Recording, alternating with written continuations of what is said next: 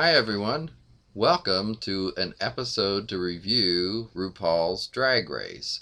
This is season 8 and we just had the first episode last night, and I have to say it started out really well. I'm very excited for this season. I think there's a lot of interesting queens and seems like there's going to be some great challenges from the previews we've seen. So let's get right to it. Now, I had already presented what I thought my first impressions were of the queens from just the videos that were presented to us, the audience. But now we have actual performances and looks to judge, and so let's get to it. So I want to start with some of my favorite entrance looks. Acid Betty was very memorable, of course. Also, I remember thinking Chi Chi DeVane's outfit looked pretty good, even though it was trash bag couture. I think she did a really good job and she looked good. So, definitely more impressed with her than I originally was, but I think she still has a long way to go. We'll get to that. So, moving on to Bob the Drag Queen. Now, Bob, I rated pretty well in my first impressions. I still think he's going to go a long way, but I'm hoping he's not kind of one note, comic. Yeah, it's fine to be a comedian, and that's great. He's a comic queen, but I hope we see glamour, for instance, that kind of thing. But I think he's great, and I think he did very well last night. Um, I just think sometimes when you focus on one thing so much, it can get to be too much. And speaking of that, let's talk about Derek Barry. Derek's very talented at impersonating Britney Spears and does such a good job. It seems like. And I'm impressed with him as a queen in general. I totally disagree what I think it was Naomi Smalls said. Oh, well, he's not very creative because he impersonates someone all the time.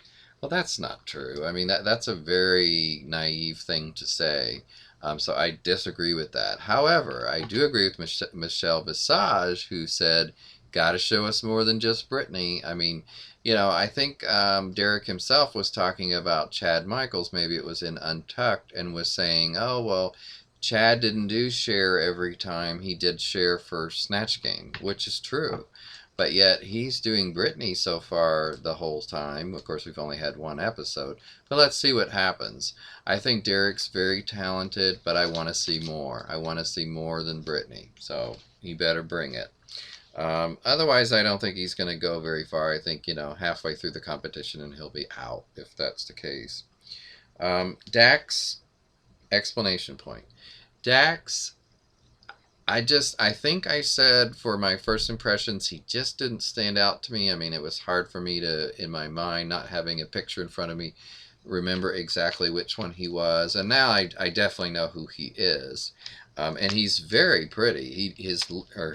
Her looks are very pretty, but he's just not standing out to me. It's kind of like Lanesha Sparks, very pretty, but not outstanding in any way. So yeah, he's got a great look, but needs more than that. Um, I did think he did well in the photo challenge at the beginning, which, by the way, that photo challenge with past winners was really an interesting thing for them to do to celebrate the 100th episode of RuPaul's Drag Race and the 100th Queen with Derek Barry. But I have to say that it was much easier than what those queens went through with water tanks and bouncing, things. And the pillow fight one was pretty easy, I must say, with the pit crew. I would have volunteered for that. But anyway, I think this was great, and it was great to see some of the queens really do well in this. I mean, actually, I like that they don't have to get into some weird situation and get sprayed with things. But I'm just saying it was a lot easier than what some of those past queens have had to go through on the first challenge. Cynthia Lee Fontaine. Let's talk about Cynthia. Now, she's a character. That's the biggest word that comes to my mind. She's a character. And I think she's very pretty. I think she's got a great look and very precise. And that's good. But all this, talk about her cuckoo, I was getting a bit annoying, and I think if she's not careful, she's going to wear on people's nerves, especially mine, quickly. Um, and I don't want that to happen because I like her. So I hope she doesn't, stay annoying. But I found her a little annoying in this episode. Um, but I like her and I love her look, and I think she has wonderful comedic timing, it seems like. So I hope she sticks around. But I think she's got to get that under control, that annoyingness.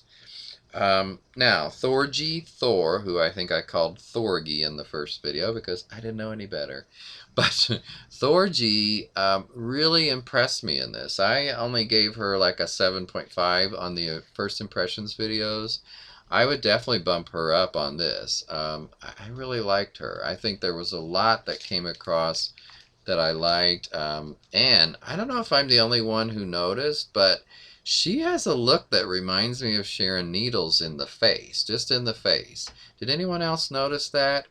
She, I loved her final look on the runway for the red velvet cake couture look, and I just think she has some really fun looks and a great energy. By the way, Acid Betty has really good energy too. I was worried in the first impressions video with Acid Betty that she was going to be way too one note. But I'm not getting that impression. And by the way, I was very impressed with Acid Betty's runway look with the money all over her and, tossing out money to the judges. So I think she's going to go a long way. I kind of hope so. And back to Thorgy, same thing. Those two have really grown on me just in the first episode. So let's see if that continues. I just want to see if any other notes I had here. Thorgy had a great outfit that I believe she made for that last runway look that they did last night. And I thought it was very well put together. So, way to go. Great start for Thorgy. Now, Naomi Smalls. Let's talk about Naomi. I have to say that Naomi impressed me the least in the runway challenge. Now, her photo, as the judges said, was very good, and she looked good there. She looked good when she walked in. So I think, that was good. But she seems, well, of course, immature because I think she is, and seems fairly shallow. But for her runway look, I thought it was just terrible. Awful.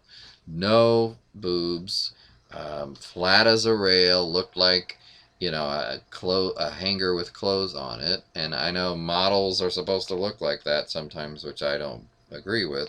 But it just looked bad. I mean, it looked like somebody said, "Oh, $5 wig." Well, I agree. It looked like a $5 wig, and it looked like a $5 outfit. I mean, the bottom line was that it was just not appealing to me, and I think absolutely she should have been in the bottom two based on that alone. I don't think the picture was enough to save her, in my opinion.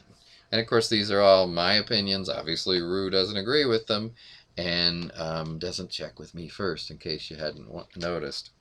Let's move on to Kim Chi. Now, I thought Kim came across as a very interesting person, both in and out of drag in this episode. I thought it was really interesting that her family still doesn't know she does drag, and yet she's going to be on this show. So I kind of have a feeling they may find out. So he might want to start telling them if he hasn't already. But she is a certain kind of drag queen. He's not my kind of drag queen, although I can appreciate any kind of drag queen just about.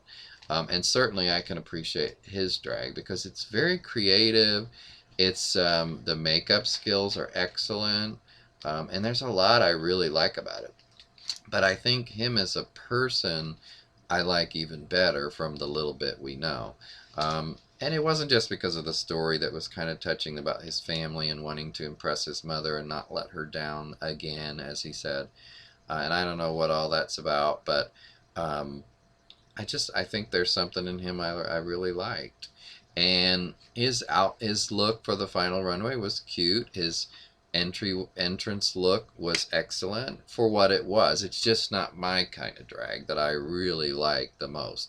I have to say what I like the most is glamour and pageant queens. So that brings me to Naisha Lopez. Naisha, who, if you haven't heard, didn't have a good episode. And don't watch this if you haven't watched the episode because you're going to have some spoilers up ahead. But Naisha is so beautiful. She's such a beautiful queen. And I was so impressed with her in the first impressions. I believe she was one of my, yeah, she was my top rated queen in first impressions. And I still feel that way. Just because I'm a pageant person, I love pageants, I'm not talking about just gay pageants, pageants in general. And I like a queen or a woman who is pageant ready and who is pageant prepared. So that's why that kind of queen really appeals to me, and so therefore it's only natural that Naisha would. She looked excellent in makeup and hair for the runway. The outfit sucked. I mean, I agree that it was a horrible outfit, and it was one that she made, and it was the first time she made an outfit, which I'm blown away by that statement too. That you wouldn't have done something to prepare yourself is kind of hard to believe when this was so important to you, and I believe it was.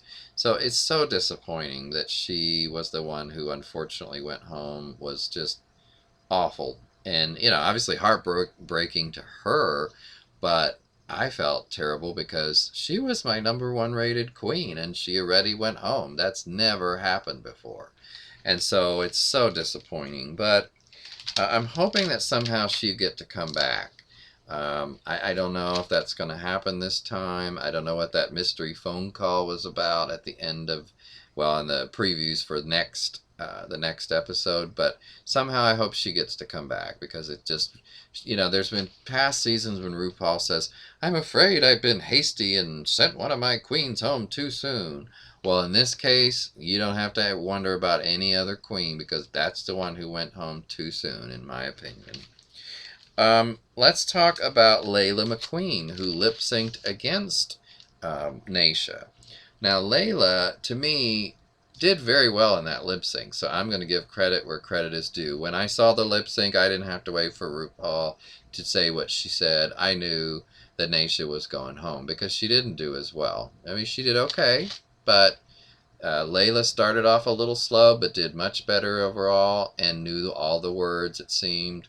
So I give her props. But she's done two looks that we've seen now, and they've both been basically goth-like looks, a little bit horror, and I mean obviously her challenge was apocalyptic, so I understand why she needed to do that. But I want to see something else. I want to see some wig that's not orange or blue or purple, and I want to see some other look for variety's sake, kind of like Milk. They want to see something besides, or I said Milk, that's not who I meant. Um, um, Max from last season, they want to see something besides a gray wig every time. Same thing here. I want to see, let's say, a brown wig, a blonde wig, something a little different. But the bottom line is that I'm not sure that Laila is ready for prime time. I think that there are other queens that are much more polished than her, and I don't think she's going to go far in this competition. I obviously would have rather seen her go home.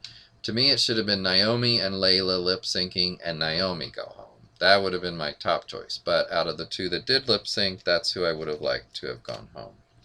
But she beat it in the lip sync, so I understand why she's still there. I did want to talk about Robbie, because I haven't talked about Robbie yet. I think she may be the last one. So Robbie Turner has a lot of potential.